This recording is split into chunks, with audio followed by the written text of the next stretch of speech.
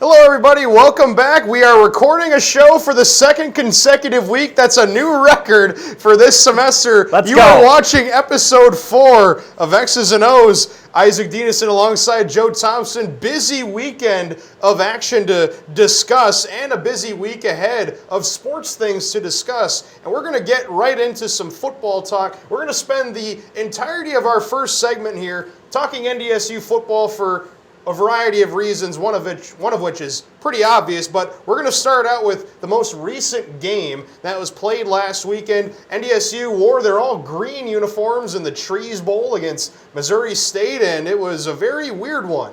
Absolutely. That's the perfect way to describe it. It was just a very strange game. The final score was 22-0. Yeah. I mean, not many expected it to be a 22-point margin. NDSU probably glad they won, but just weird that it happened the way it did. Code Green, that was the reason why. The defense, that's what they call the defense, Code Green. They wear all green in honor of what the defense does on a regular basis. They come up with a shutout. And also, a little tidbit, Missouri State never crossed NDSU's 44-yard line. That should say it all about this game, but it kind of doesn't at the same time, This is a very interesting game. The odds had NDSU favored by 42.5 points, which is insane considering how the score ended up how the game actually ended up turning out. It wasn't that they didn't play bad. They honestly NDSU dominated Missouri State. If you look at the stats, if you look at the yardage differential, Missouri State didn't have 200 yards of offense. It just didn't translate to a ton of points. I have in my notes right in front of me, Missouri State, if you look in the box score as well, 20 carries for them, 21 yards. That does include sacks. That's still dominant, though, by the NDSU front four. And also the secondary, they only gave up 4.4 yards per pass attempt. That is also really, really good. Yeah. So, and also you can also take into consideration how great of an opponent Missouri State even is. They did have one win. I think it was against Western Illinois. Yeah. Western Illinois is one of the few teams in the Missouri Valley this year that is really bad. They don't have a win yet. Yeah. So tough to see it's really tough to gauge. And also, what was NDSU's mindset like given what they had ahead of them? We did hear from Coach Entz in his press conference after the game on Saturday. There was no talk at any point about even who the next opponent was, but I would think that Coach Entz claimed that he didn't even know who was on the schedule next week, which we all know was a lie.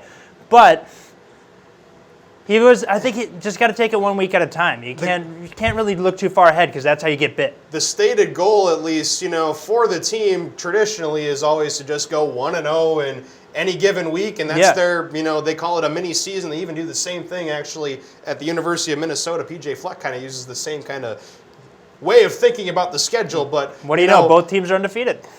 That's what I guess is working right now here in the upper Midwest, but at least still, 22-0, you'll happily take that result, but let's at least spend a little bit more time discussing the potential implications of what's ahead. The next task for the Bison football team, number 1 versus number 3. I'm guessing they're still number 3. Bison versus Jackrabbits in Brookings.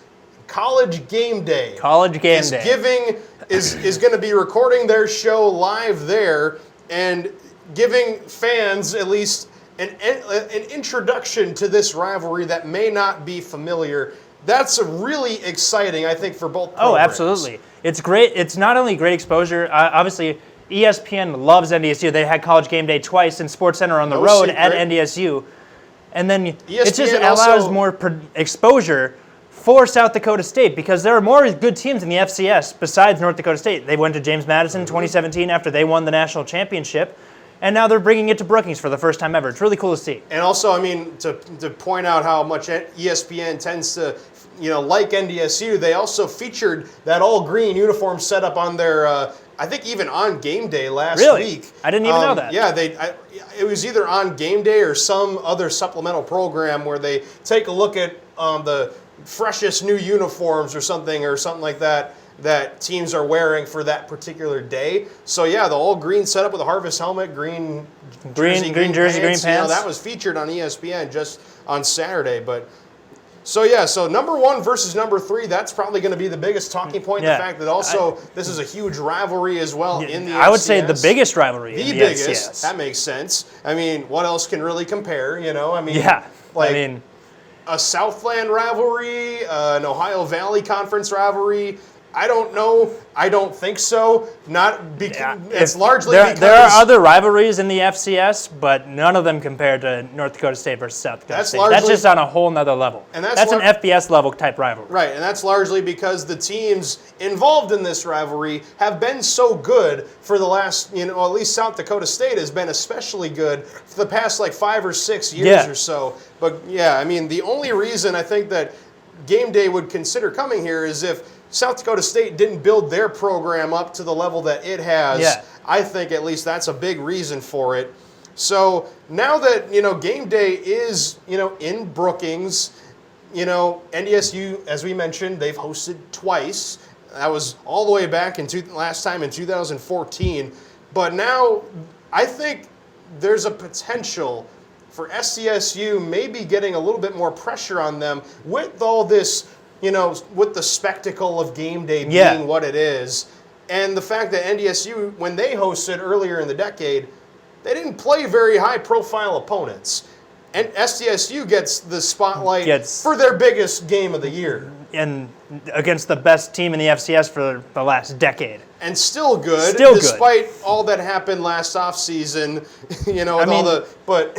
It's the same thing that happened in terms of rebuilding. It's the same thing that happened in 2013. Undefeated, win a national championship, lose 20+ seniors, lose your head coach, and you go win another national championship. Not saying that's not guaranteed to happen this year, but so far it's been playing out. We haven't lost in over a year. NDSU has not lost a game in over a year. It's almost actually been South Dakota 2 State was years. It's actually really close to 2 years since NDSU last lost a football game. So to South Dakota State, by the way, in Brookings. 33-21, Easton Stick and Company turned the ball over 5 times in that game. It was a rough game. 5 or so times. So, but again, back to I think I wanted to. I don't know if I mentioned this in my initial question, but does this spectacle create added pressure for South Dakota State to perform? Because they've lost the last 2 meetings against NDSU, both of those in the Fargo Dome.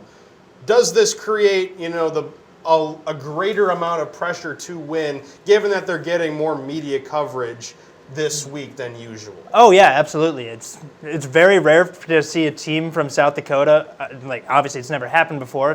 First time they're going to South Dakota in general for College Game Day. So there's got to be that added pressure to it. You're going to be hosting a nationally televised event, a really popular college football coverage show with some pretty big names in the sports media world talking about your games and talking about college football in general. And highlighting your program. They'll be interviewing you all week if you're a student athlete there, or at least if you're on the football team there at South Dakota State. So I wonder who their guest picker will be. That is a good question. South Dakota State, like NDSU, they have a lot of famous alumni. Although a lot of them are in the NFL, maybe because Zach Zenner is no longer on a team. That's true. He's one of the all-time, if not the all-time leading rusher in FCS history. He played at South Dakota State. Would not shock me if at least they gave him a call. Not exactly sure who else would be a good option because Adam Vinatieri's a famous South Dakota State alum. He's in the NFL. He's still kicking with the Colts 2 decades later. It could also come down to who has a bye week this week. That's also a good point. Because I would like to see maybe Dallas Goedert, obviously Adam Vinatieri would be great. Yeah, do the Eagles have a bye? I honestly don't know. Don't know either. Well, but maybe he can squeeze them in. So yeah, just take a quick detour to Brookings. I don't know. Yeah, we can go for it, Dallas. We can speculate. We can speculate all you want, but also let's turn this over then to NDSU, given that they're probably going to be the favorites, even though they'll be on the road in a hostile environment. This will be the first opportunity for Bison Nation to see if Trey Lance, who's been so good, played very 7 games of the season, it's going to be a big opportunity for him to step into an adverse potentially situation because NDSU has really not been dealt very many adverse hands so far this year. year. They've played a lot of top 10 opponents in recent weeks, but apart from the UC Davis game, not a lot of them are really that competitive. Illinois State was 37-3, I believe, and the UNI game was close for a while, close for a half, and then the Josh Hayes UNI never scored again. The Josh Hayes hit turned the tide of the whole game, and then last week we just mentioned Missouri State unranked. For some reason, though, the game was still close in the fourth quarter. Yeah, it was 15-0 in the second quarter, and then there were 13 straight possessions with no points until the fourth quarter. I mean, but I think this will be the South Dakota State game will be the first true test for Trey Lance. I think this will no team other than James Madison and maybe a few surprises from UNI and some other top 10 FCS teams can truly compete with North Dakota State. So it'll be the first real test. And Lord knows South Dakota State is going to be studying Trey Lance to try and figure out his weaknesses and find a weak spot and capitalize on that. I think it's something that you've at least been saying for a while, but yeah, I really think it's getting late early for some of these teams in the FCS to really establish themselves. Yeah, UC Davis, they were number 4 at the time, but now since then, they've not had as good of a season. They're currently 4-4, I believe, as we sit here right now. So, yeah, it's a weird situation. South Dakota State's going to have to show a lot, but also Trey Lance has to show a lot. I think this is going to be the biggest game of the season for both teams, and I really hope that at least we are delivered a good game. And apart from just the spectacle of game day, South Dakota State's going to travel. NDSU or not travel. They're going to show up and support their team. NDSU, I hope, should travel at least for the pregame show. For that. And I wonder as well how many green shirts are going to be in the stands. I feel like there's going to be quite a bit. I think North Dakota State fans will be just as loud as South Dakota State. That would at least be a good... Not only for the spectacle of game day, but for the major playoff implications that this game holds. Yeah, I think whoever wins this game is probably going to get vaulted to number 1 if they're not number 1 already. James Madison, they play in the CAA, and the CAA is a really tough league to gauge year to year. Yeah. I don't think there's going to be anyone that's going to test them in that league. They're currently number 2 in the country right now. I don't see anyone knocking them off of their perch. Granted, it did happen last year. They weren't even seeded last year. It was a weird thing for James Madison, and then they lost in the first round. They lost to Colgate, and then they lost their head coach. Home. Yep. So and now Mike Houston's not coaching there anymore. But anyway, for this game, I still expect the Bison to be competitive. I won't give any predictions. I'm supposed to at least, be the guy that reports the sports. I don't know. I would at least think this is going to be a good game. I don't know. What do you think about this game? I think it's going to be a very competitive game. It's going to be a tremendous back and forth, and not necessarily offense is going to show out, I think, a little bit, even though I think both teams have really good defenses. It's not going to be a defensive struggle like the Missouri State game was for NDSU. I think there's going to be some defensive stars there's going to be some key defensive plays that are going to really pattern in the game, but I think it's going to be a relatively high-scoring game. High-scoring how? Like in, what's your score prediction maybe? 42-35 NDSU. That's a lot of points. Okay, we'll go with that. If you want it high scoring, I give you high scoring. That's your college football segment for episode 4. We'll be right back to talk about professional sports, namely football and baseball. We'll be right back.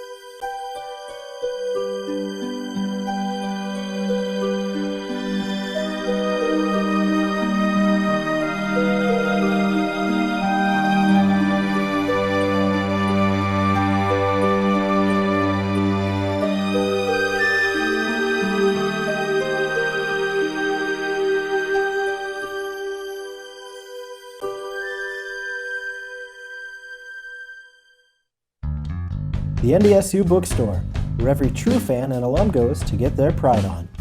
Gear up with a variety of high-quality t-shirts, sweatshirts, hats, and more.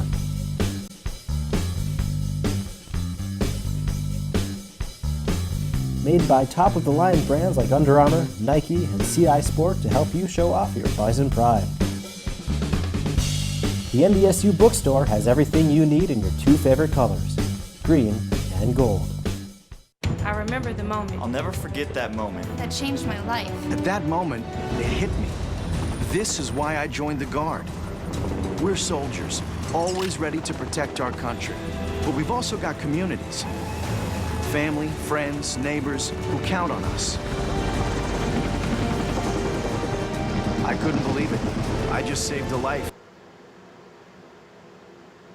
Welcome back to episode 4 of X's and O's, and this is where we talk about professional football. It's week 7, just about to wrap up tonight. We have the New England Patriots and the New York Jets playing tonight, but let's at least open our discussion about the NFL by kind of taking a look at some standings. We'll begin with either the AFC or the NFC, whichever comes up first in our graphics program here. I kind of want to at least, take a look at, some of the weird things or some of the either weird or weirdish things that have been going on, particularly with the AFC.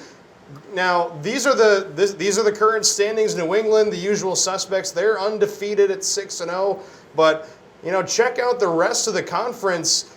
There are a lot of interesting records so far. The AFC South, namely, is competitive, but granted, the teams are really close to each other, and it doesn't look like a typical division. The Oakland Raiders, I also want to point out, they're currently 3-3, and they would almost be in a playoff spot if the season ended today, which I think is quite interesting, given everything that franchise has been through. I just want to point out the Chargers. Talk about a fall from grace after the year that they had last year, and just 2-5 to start off the year. 12 games. Not a good look. Not a good look for the Chargers right now. They need to turn things around and turn it around quick if they want to make playoffs again. And a couple winless teams in the AFC as well. Miami 0-6 and the Cincinnati Bengals 0-7. Nice one there. So that's the perfect way to describe their season. That's kind of the lowdown of the AFC. Then the NFC, I also wanted to point out here as well. It's also, much more competitive. In some respects, it's kind of the same, but also, the quality of teams, I think, are much higher overall than there are in the AFC. Namely, at least at the top of the divisions, Green Bay 6-1, New Orleans 6-1, and the San Francisco 49ers still undefeated after their 9-0 trudge fest against the Washington Redskins yesterday out in Landover, Maryland. A lot of rain there. Looking at the standings as a whole, the only black mark you really can knock on the standings right now in the NFC is the East. It's just meh. You got San Francisco undefeated, New Orleans, Green Bay 6-1, Minnesota 5-2, Carolina bouncing back after losing Cam Newton. Kyle Allen's been great, but the NFC East has just been really pedestrian. So, any other standouts that you want to talk about here? Given what we're seeing right now, I just really think that. Yes, we touched on the AFC's really weak and the NFC's ultra competitive, but what else is there? What else is at least standing out to you so far? I want to talk a little bit about the NFC North. I think it's been arguably the most competitive division in all of football because you got Green Bay, Aaron Rodgers. He's obviously still good, especially if you saw his stats after the last game. Just perfect passer rating, 5 passing touchdowns, a rushing touchdown. I think over 400 yards passing too. So it's just vintage Aaron Rodgers. And Minnesota Vikings, they have been on a tear offensively the last 3 weeks. Since that Chicago and Bears game. Right. After the Bears game, I think I even said that the Vikings had a pretty winnable stretch ahead of them the next 4 games. They've won 3 in a row since then. 3 in a row. And that's kind of what you just need to do, there was all that flack that they were getting, for being too one-dimensional and not reliant nearly enough on the passing game. So, I guess this newfound enthusiasm or optimism, a brand new Kirk Cousins surrounding their ability to throw the ball. Kirk Cousins has been playing out of his mind the last 3 weeks. That's making all the difference right now. And obviously, Dalvin Cook's still Dalvin Cook. We're hitting our receivers. Olabisi Johnson has been a stud so far. I think we may have found a gem in Olabisi Johnson in the 7th round. Really great. I think it's still early. He's still early in his career, but if he keeps up this pace, I see a solid wide receiver 3. I think we saw the first of him in that Bears game in garbage time when the Vikings were trying to do something against Chicago. And, now that Adam Thielen's kind of dealing with a little bit of an injury, I think his role is going to be greatly increased into this week's Thursday night game against Washington at home. So that should be interesting to see how that all unfolds. But, anything else? I mean, I think the one thing that I noticed the most, the LA Rams as well. They're 4-3. Yeah. And the Arizona Cardinals are 3-1 right behind them. What does that say about both of those teams? Obviously the Rams were amazing last year and went on an incredible run to make the Super Bowl. Obviously didn't win the Super Bowl. I think they have a little bit of a Super Bowl hangover coming in. Even though they didn't even win it? I mean, same thing. Look what happened to the Panthers after they went to the Super Bowl. They went 8-8 and didn't make the playoffs, and then they bounced back, made the playoffs. I think teams might be starting to figure out how Sean McVay works a little bit, and they're obviously taking advantage. I like Jared Goff as a quarterback, but I don't think he's ever going to reach true elite quarterbacking. I think he'll be a very serviceable, very good quarterback. I just don't think he'll ever reach top 5 quarterback in the league. They obviously have Todd Gurley. They obviously have good receivers. They just got Jalen Ramsey in a trade. Mm-hmm. That helps out now that they just lost. They traded Marcus Peters to the Ravens, and Aqib Talib went on IR with injury. It's been weird for the Rams. It's just weird Super Bowl appearance hangover kind of thing. And then the Cardinals, I think we took them for granted a little bit. Obviously, they're not going to be great, but they're playing a lot better than I thought they were going to. They haven't beaten the cream of the crop necessarily in those 3 wins, and they tied with the Detroit Lions. But back to the Rams, you mentioned the offense, being maybe shut down. Yeah, they were against San Francisco, but the offense didn't give up 50-some points to the Tampa Bay Buccaneers. It's true. That's very true. I don't know what happened with their defense. It's just weird. The Rams are a weird team. And that also just goes to show you how variable the NFL can be year in and year out. You never can get the same thing, it seems like, unless you're the New England Patriots. They're the one exception to the rule, honestly. They are pretty much They're going to be the exception to the rule as long as they have Belichick, Brady, and as long as Robert Kraft is still the owner.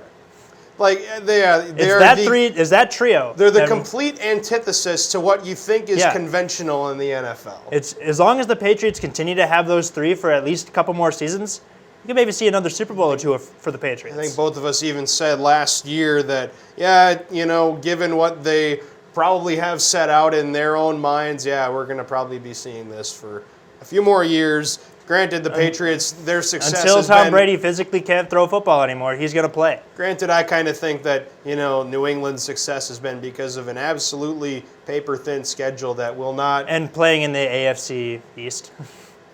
That's part of it. But the paper-thin schedule that won't even ramp up until I think they play Baltimore in a few weeks. Even then, Baltimore's... Obviously, they're 5-2. They're good. I like Lamar Jackson. But there's been some games where they look pretty shaky.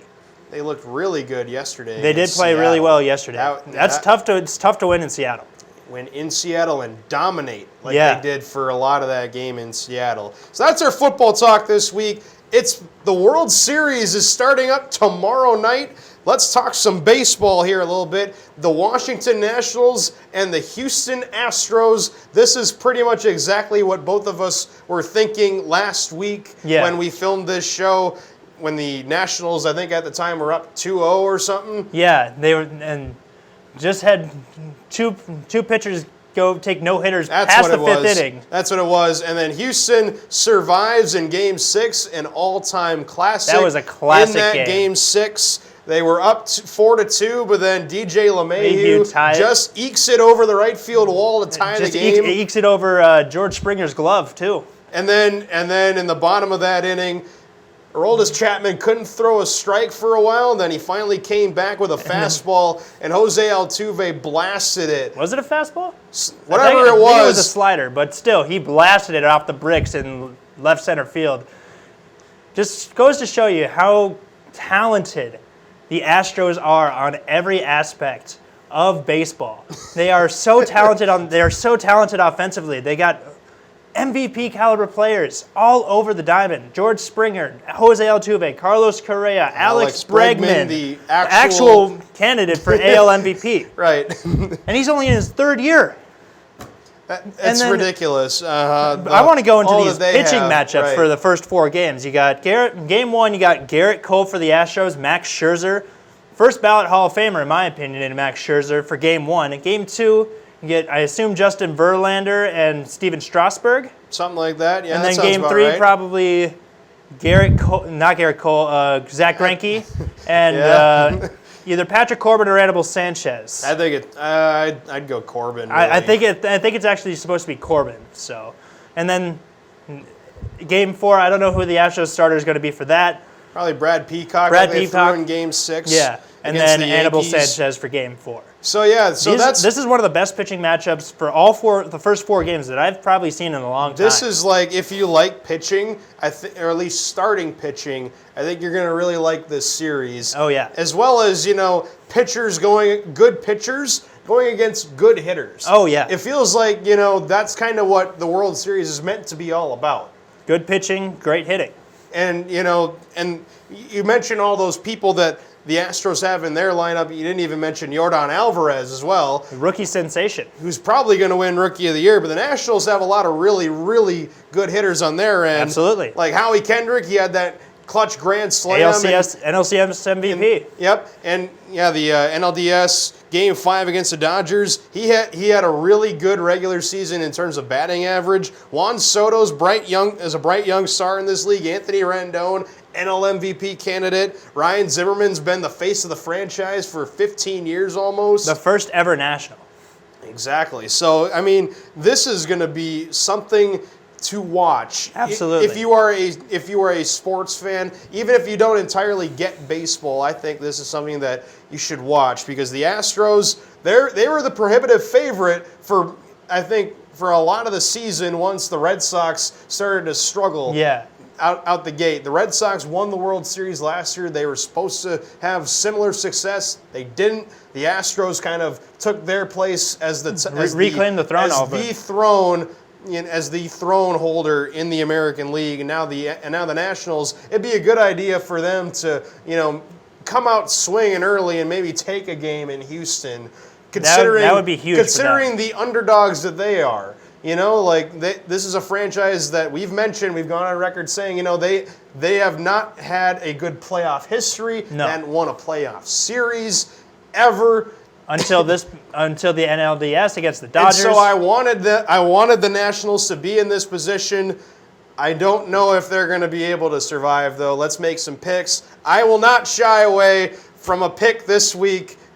I will not do that this time. I'm sorry you had to make that one at the beginning of the month when we first talked about the playoffs. I'm not going to do that this time. If I had to make a pick, Astros in 5 or 6. I would agree with that, honestly. 5 or 6. I think the Nationals take a game or 2, but ultimately I think the Astros are just way too talented, have better. The biggest issue with the Nationals is their bullpen.